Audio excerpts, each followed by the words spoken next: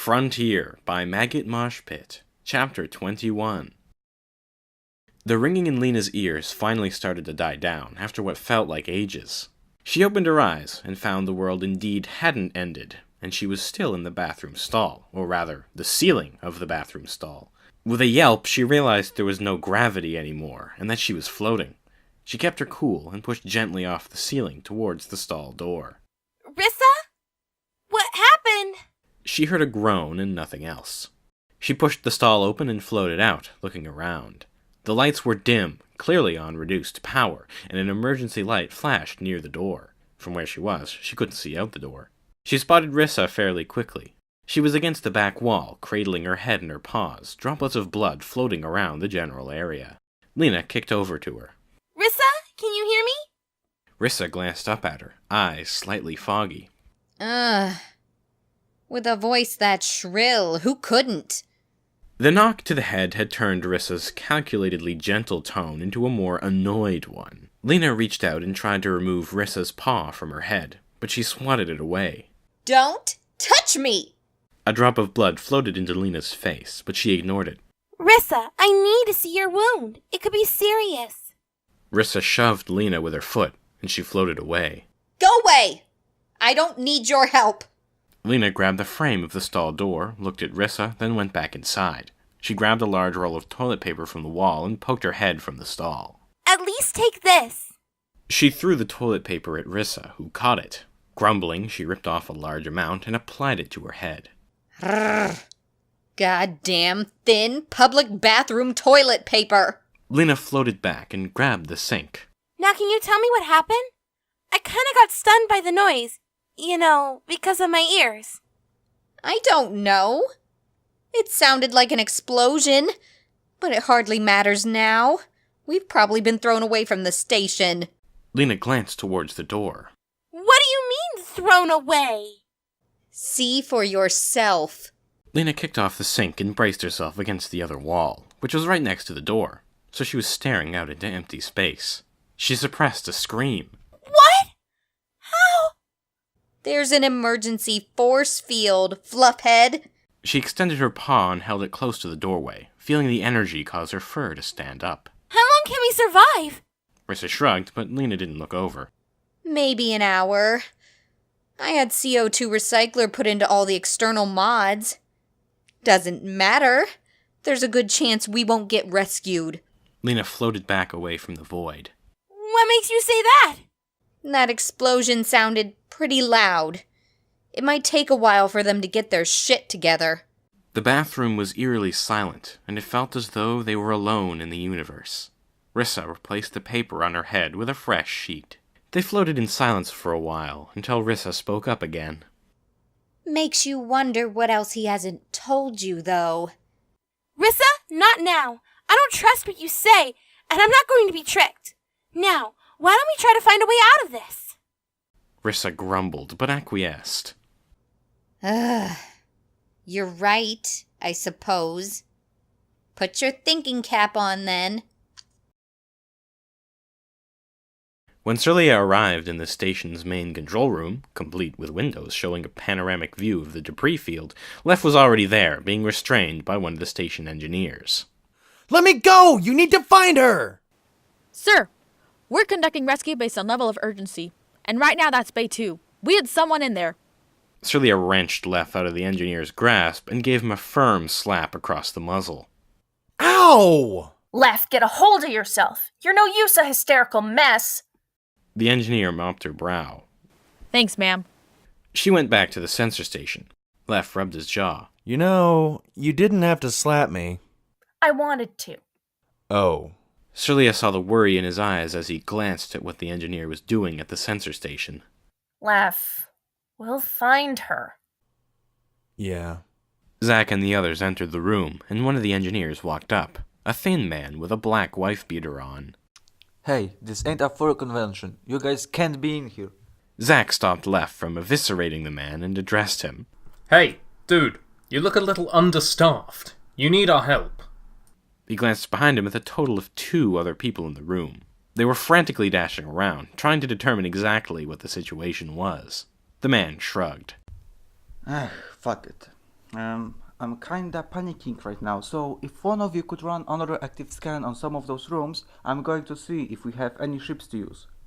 Celia snapped her fingers and pulled out her SCOM as Zack began his scans and left followed the wife-beater guy. She dialed Feldo. I'm kinda busy right now, so if you could just leave a message. Feldo, what's going on out there? Oh, it's good to hear your voice. No, Rackham! Not that one! The blue one! Celia, that explosion took out all of our sensors. I wish they just said hurry up and invent sensors that don't need to be stored externally. We've been flying around in circles for 10 minutes. Celia dashed back towards the corridor that used to lead to the bay. I have an idea. Hold on. Sue and Conrev stood awkwardly in the middle of the room. So, any way we can help? Sue said to himself. He didn't need to wait long. Soon, Zack looked back for someone's attention. Hey, I've got a situation here. Sue and Conrev hurried over. What? What is it? Look. The screen showed an icon on each piece of debris and the progress of scans of each one. A smaller room had its scan finished, and a plethora of information was on screen. That's one of the bathrooms, see? And there are life signs. I'm not sure how many. The force field is still in place, but I'm showing an atmosphere leak. We need to bring it in soon. Sue grinned and looked at Conrev. I just had a brilliant idea. Zack, does this station have an arm? I think so, but... Sue pushed Zack aside and searched for the arm's software. Here we go. The screen flickered and switched to a camera presumably attached to an arm. Where's this bathroom? Pan the arm a bit. Sue used the keys to pan the arm around a bit. He was surprised to see himself through the window. He waved to himself. Zack sighed. Damn, the bathroom is on the other side of the station. At the same time, Celia skidded to a stop before she hit the force field leading out into space. This time, she took careful consideration of her surroundings. She could see a large field of debris, the Frontier, Sue's ship, and two of the bays, only one of which held a ship, one of Yeren design. She didn't see the corpse of the person that was supposedly in Bay 2 when it exploded, thankfully. And there was only one place for such a person to go. She held up the SCOM again. Feldo, are you unable to see anything at all? What? Not really. We have rear and front cams, and windows, but I can't see shit from them. Celia couldn't help but giggle. The Frontier was turned at a 90-degree angle, so all the front and back cameras could see was empty space and debris. Feldo? Check your attitude indicator from when we docked. Celia heard a shuffle, a soft curse, then saw the Frontier begin righting itself, so Feldo could see what he was doing. Sorry, that was kind of a dumb thing to forget. Forget it, hang on. I'll just call you back. She hung up and dialed Zack. Celia? Kinda busy. I'm tired of hearing that. I need you to scan Sue's ship. Why? There's no one in there. Just do it! She waited apprehensively as Zack prioritized the scan of Sue's ship. Celia, there's a faint life sign. Someone's hurt pretty bad in there. She hung up and rang Feldo again. Feldo, I need you to get on Sue's ship as soon as you can. I still can't see right. You'll have to direct me. Celia cursed to herself silently. She craned her neck and squinted at the Frontier, comparing its location to Sue's ship. Right 20 degrees, down another few, stop! Straight another few, what the hell? Zack shook his head. This is a bad idea. Sue grinned like a madman and grasped a hold of the station's thruster controls, used mainly to make slight adjustments. Nah, with all the weight removed, we'll get the station around in no time. That's not what I'm... Whoa! Sue jerked the stick to the right, jolting everyone a little. The station started to turn, as if on an axis. Woo! Sue watched the screen carefully, making sure to get lined up with the bathroom. And... there. He jerked the stick the other way and set the thrusters to stabilize. He didn't even get a glance from the other two engineers, who were attached to the two other sensor stations. See? No biggie. Zack's SCOM rang, and when he answered, the sky fell. Zack, what the hell? Turn the station back. I can't see the Frontier from here, you idiot. Hey, it wasn't me. Sue grabbed the SCOM from Zack and barked into it. We have a room with people venting air, and we need to get them before they suffocate, thank you. He shot the SCOM, shoved it back to Zack, and ran to the arm controls again. This time, he could see the bathroom, spinning slightly from the hole somewhere on it. All right, let's try this again. It was Rissa's private ship, small and cozy, and at the same time equipped for high speeds. They jumped inside as Wife-Beater Guy pulled out his ESCOM and called one of the engineers in the control room. Michael, what do the scans show? Left could hear the response as he tried to find the starter on the small ship. Well, we've got another bathroom, left signs, no immediate danger, but I found Zafuto. He's in the refinery, and the sensors are having a hard time finding out exactly what it's like down there. Left glanced back. You guys have a refinery? Wife-Beater Guy smiled sheepishly. Well, it's not really a refinery, we just called it that. We need to get down there. There is a risk of secondary explosion, especially in the refinery. Alright. Left pressed a button that looked promising, and out popped a wheel and keypad. The screen on the keypad said, "Please enter passcode." Left slammed his paw on the wheel. Damn! You don't happen to know Rissa's secret code? Wife-Beater Guy shrugged. We don't even know much about Rissa herself. She usually just hands down the orders and we follow them. Left hovered his paw over the keypad and typed in Peach. The engine started with a hum, and the front of the craft lit up and became transparent. Wife-Beater Guy looked at him. How? Left gripped the wheel. Lucky guess. Well, let's find the refinery. It's on the lower part of the station. You can't miss it. Left didn't have time to marvel at how smooth of a ride Rissa's ship was. Left spotted what must be the refinery right away, a large disc-shaped room with pipes hanging off it at odd angles. Wife-Beater Guy pointed. That's it. I guessed as much. You should be able to dock where it used to be attached to the station. That is, if the force field is in place. Left pulled alongside the refinery and leaned over to see if the force field was in place. It was. Well, at least there isn't a body frozen to the entrance. Wife-Beater Guy shivered. Don't say that. Left looked back and realized something he probably should have a long time ago. Hey, Wife-Beater Guy. You speak Atrian? Yeah. It's so when people like you come around without translators, we can communicate. I mean, it's a skill that comes in handy. Left eased the ship in backwards, so that the ship's hatch parted the energy barrier, which were designed to recognize airlocks and hatches so they could be entered. Yeah? Well, you humans should just hurry up and decide which language you all should speak. We decided a long time ago. It's not that simple. The ship stopped abruptly. Alright, we can get out. They floated to the rear of the ship and opened the hatch. Immediately, the smell hit them. Ugh! What the hell? Is this where all the bathrooms lead? More or less. Left pulled his shirt over his nose. Not an easy task, despite Left's relatively short muzzle. I really hope Lena's not here. They floated down the narrow corridor towards what looked like a hatch. Hey, Zafuto! A muffled voice could be heard from the other side in English. Wallace, get me out of here! Left opened the hatch to a horrible sight.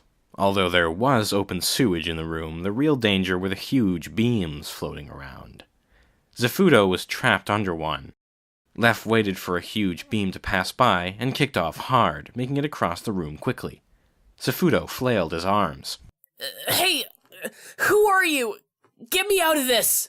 Left pulled on the beam, but it didn't budge. I have no idea what you're saying, but just wait a sec. Wife-Beater Guy floated over too. What's taking so long? It's 0G. Left pulled again, and the beam moved slightly. It's still attached to the wall. Wife-Beater Guy climbed the beam so he was under it at the end that was further away from the wall. Give me a hand. Paw. Left braced himself on the wall next to Wife-Beater Guy, and they pushed hard with their legs. Zafuto, push! With their combined effort, they were able to free Zafuto. Let's get out of here. He swam pathetically towards the hatch and was caught by Left on his way back. They closed the hatch behind them and climbed into the ship. Zafuto shivered.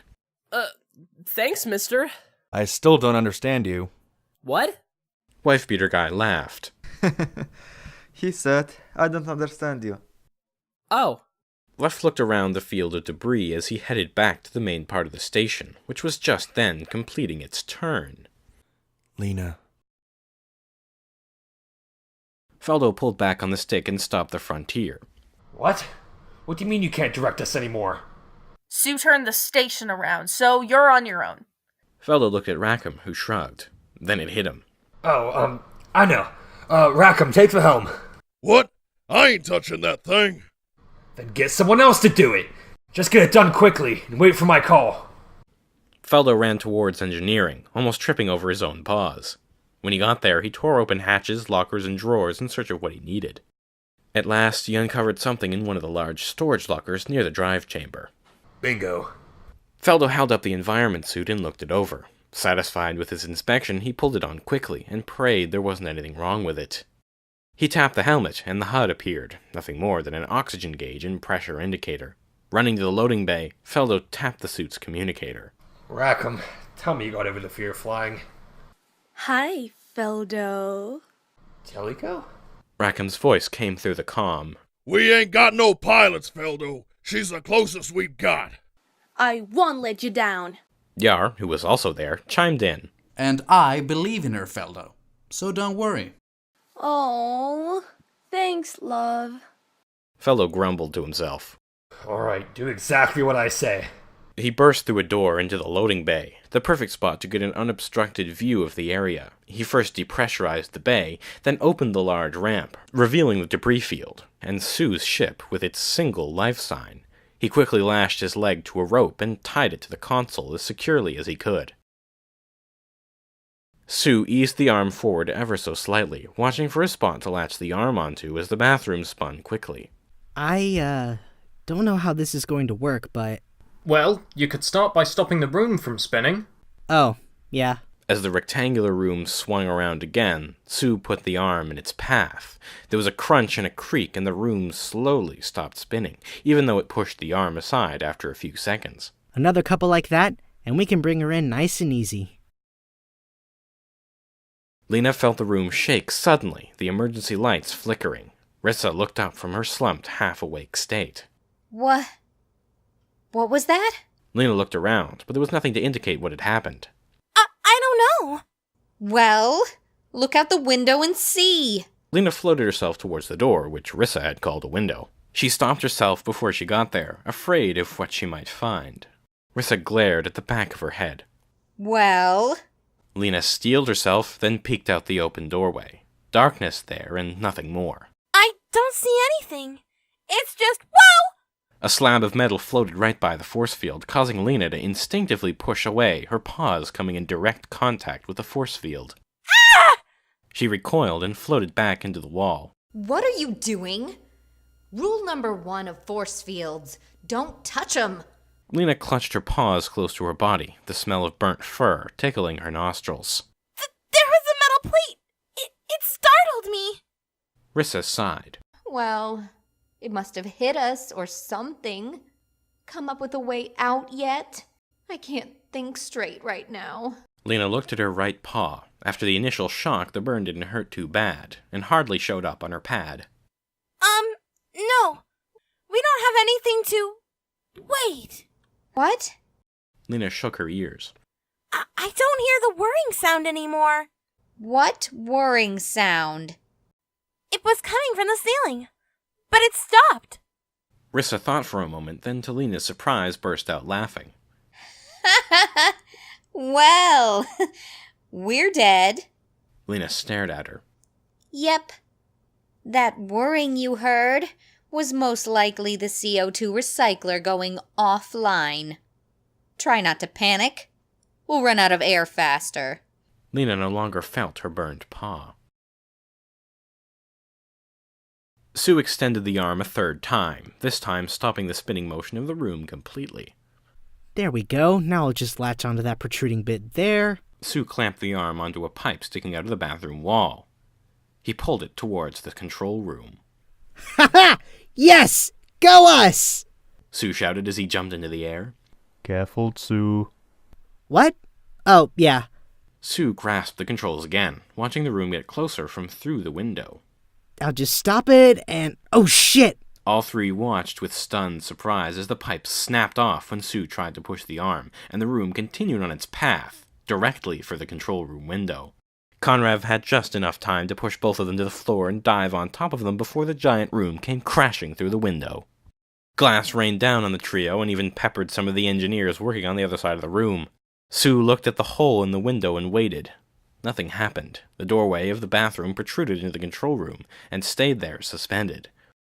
One of the engineers ran over and checked the console. He then turned to Sue, who was pushing Conrav off himself. You idiot! What the hell were you thinking? Hey, it worked out, didn't it? The engineer wasn't happy. He was red-faced, in fact. You're lucky the force field activated. We would all be a fine, bloody mist right now if it hadn't. They heard a sound, and all four of them looked towards the doorway. A figure crawled out and tumbled to the floor. It raised its head. Many thanks, friend. However, I can't help but think there could have been a safer way of rescuing me. The Yeren stood up and dusted himself off, then turned to his former prison. Well, it looks like the two force fields merged successfully. I recommend we leave, and might not stay that way for very long. The engineer pushed Sue towards the door. You heard him! Everyone out! The occupants of the control room rushed for the door and exited as fast as they could, the engineer, who was the last one out, shutting the bulkhead behind them. Zack looked at the assembled group. Now what? Just a little to the left. Now 1 degree to the right. Taliko grasped the wheel firmly, sweating bullets as she tried to make fine adjustments to their snail's pace. Feldo? This is really hard.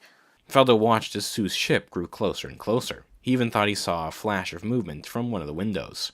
Keep it up. Taliko, you're doing a good job. Right, quick! Taliko adjusted her course just in time to avoid letting a sheet of metal smash into the loading bay. She took a deep breath, and Yar massaged her shoulders. Hey, how much longer? Yar, in conflict with his confident attitude, spoke up in a shaky voice. Yeah, there's some freaking out going on up here. Feldo watched Sue's ship closely, catching another glimpse of movement. Just a little further. Left a few degrees. Alright, slow to 008. The Frontier slowed to a crawl, Sue's ship only a few feet away. Wait for it. Now, stop, put her in park. Taliko pulled back on the accelerator and parked to the Frontier, then immediately went limp and took several deep breaths. Yar? Yes? If I ever plan on getting a pilot's license, shoot me. Yar just patted her on the head. Rackham leaned forward and spoke into the comm. So what does it look like over there? Fellow studied the section of hull he could see. Well, I see hull and nothing else. I'm going to crawl around to the airlock and try to find a way to get inside. He stepped up to the edge of the loading bay and kicked off. Lev pushed wife-beater Guy and Zafuto out of the ship and closed the hatch behind them. He detached from the station and pulled out his SCOM, dialing Zack. Zack, I haven't found Lena yet. I need you to scan for Atrian life signs. Sorry, Lev, but we're kinda shut out of the control room at the moment. Hold on a sec. Lev heard the muffled voices of Zack and Serlia, then Serlia spoke to him. Laugh, if you need a scan, I'm afraid you're fresh out of luck. Lev smashed his paw on the dashboard. He wished he would pass out and have another vision, but he didn't feel anything coming. Where's the Deus Ex Machina when you need it? Laugh, just try looking for her in the most logical places, and we'll keep looking for her here. There are still some people missing, Rissa, among others. Lev hung up. He didn't care about Rissa. He flew out away from the carnage and did a 180 turn, surveying the entire area. There were 3 larger structures that could hold a person, but nothing to indicate there was someone in any of them. He sighed, picked one at random, and flew towards it. Fellow floated slowly towards the hull, his boots pointed towards it as much as he could manage. He felt his feet being pulled towards the metal surface, and he accelerated. He landed with a clang, his boots fastening themselves to the hull via magnetism. His boots' magnetism was weak enough so that he could take steps with a little effort, at the cost of maneuverability. He took step after painstakingly slow step. The silence inside his helmet made him more than a little on edge. He felt a crunch under his boot, and he looked down. He was standing on a scorched patch of hull, where the paint hadn't totally fallen off yet. Almost there, Feldo. Don't panic now, he muttered to himself, his words hanging inside his helmet. A few steps later, his foot slipped. His other boot still stuck to the hull, keeping him secure. He flailed around a bit, the zero-gravity environment making it difficult to maintain balance. His foot finally made contact again, and he looked down at what he had slipped on. It was a window, obviously not made of metal. He crouched down, partly to calm his quick pulse and partly to get a look through the window. The inside of Sue's ship was in bad shape. It looked like the airlock was opened at the time of the explosion. Items lay strewn across the floor in various states of destruction. The lights were out save emergency lights, and the place was as still as the glacial continents on Atria. Feldo briefly considered the possibility that the interior was open to space, but expelled the notion from his mind.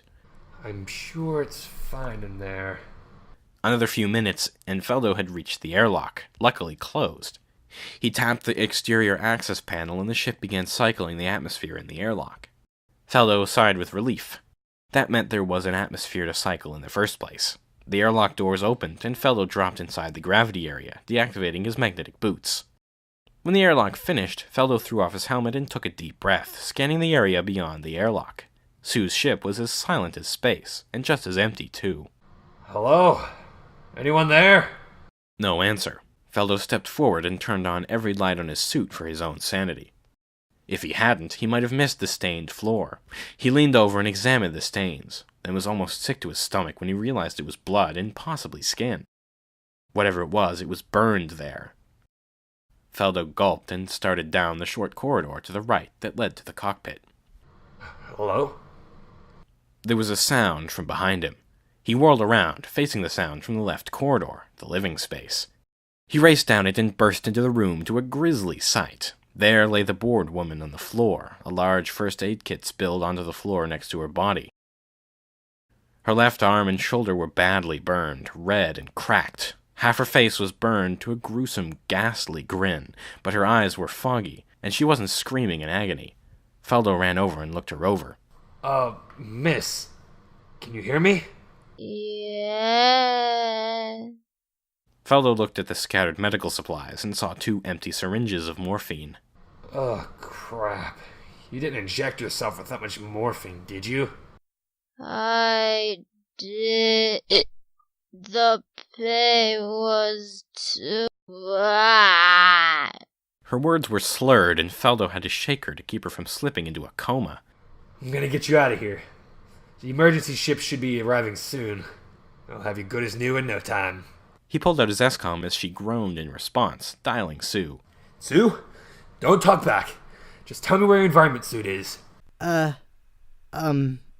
There's one in the locker behind my bed, but... Feldo shut the SCOM and hurtled into the locker, tearing out the suit and getting it back to the woman in one motion.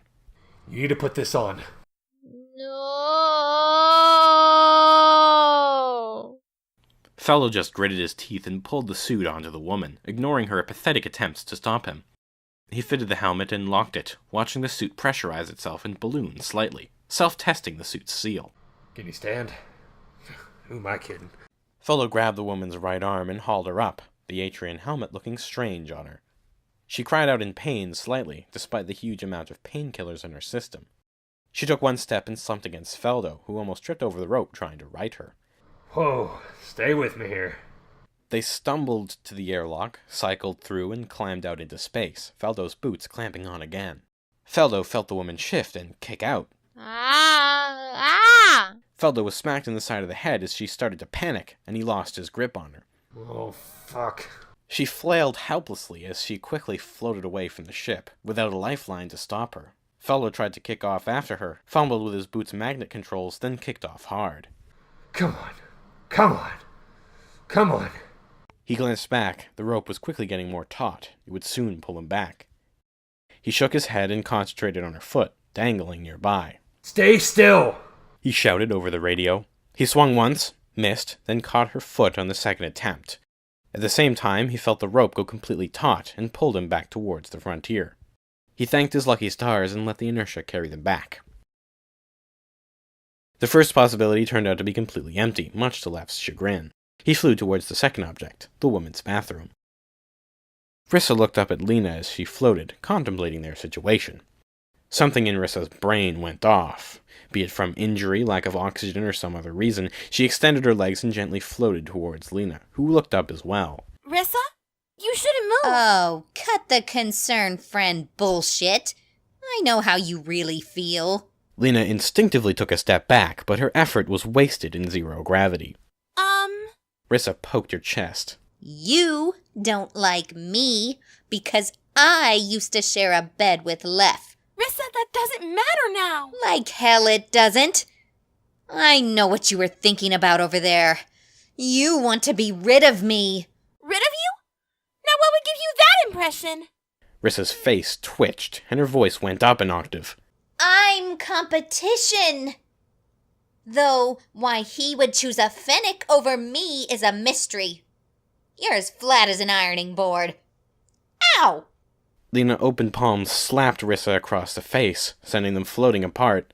Rissa's expression of shock quickly turned to one of anger as she turned on Lena again. You little bitch! She pounced and swiped with claws extended. The only thing that saved Lena from harm was zero gravity. Rissa had no way to change her course midair, and Lena dodged easily. Wait! Rissa, I'm sorry! Rissa recovered quickly and pounced again. It's too late. I'll be rid of you soon.